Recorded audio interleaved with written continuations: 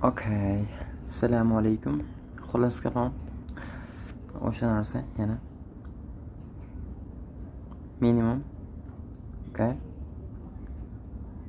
Maximum.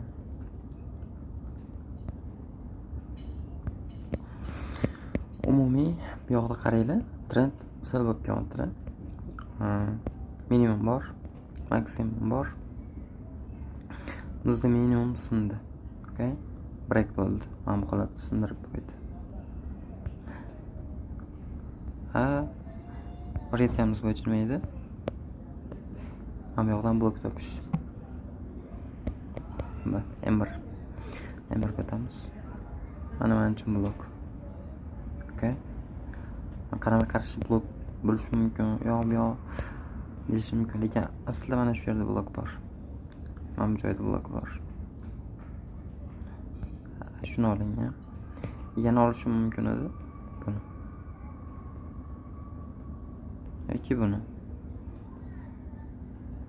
Lekin baribirga ham qarang. Chiqib keldi. Okay, yana bitta qaytaraman. Minimum, maksimum.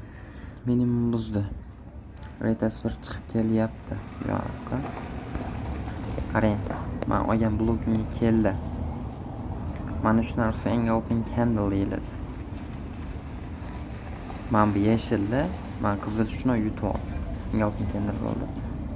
Va kirdik.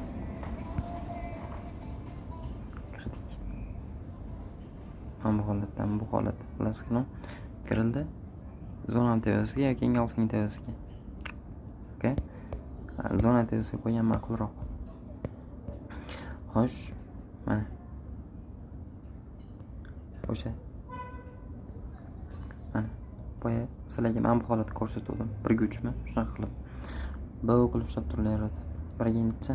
1:20. Dash. Okay. Men bu yoqda ham bor bu narsa. Shunaqa holatdan bitta yoki ikkita ushlab olish sizda profit kom chiqadi. Minimum, maksimum. Minimum buzdi. Bu yoqdan blok. Va men kirgan bo'lardim bu holatda.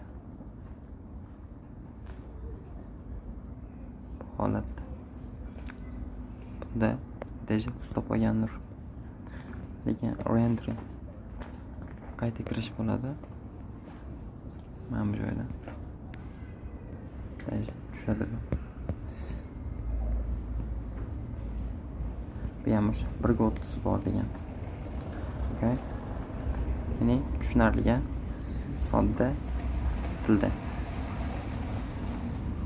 O'xshamadi bu.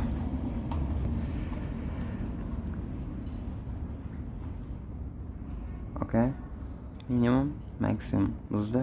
Korobka qo'yib oldik. Eng tepadan ikkita blok. Va shu yerga kelarkan switch tasdiq bersa, engulfing bersa, pastga olamiz. Hozir qaranglar. M1 davomi boshqa time frame'da ham ko'rsatib beraman. Umuman xulosa mexanik strategiya xuddi shu. Bu yoqda mana bu joyda hamma joydan dalifga qilib kelish mumkin. Ya'ni ishonch bo'lganda. Katta shot bo'lsa 100-200 tiqib qo'ysa shunga 2000-3000. Hozir 10 minggacha bo'laveradi bemalol. Okay, strategiya tushunarli.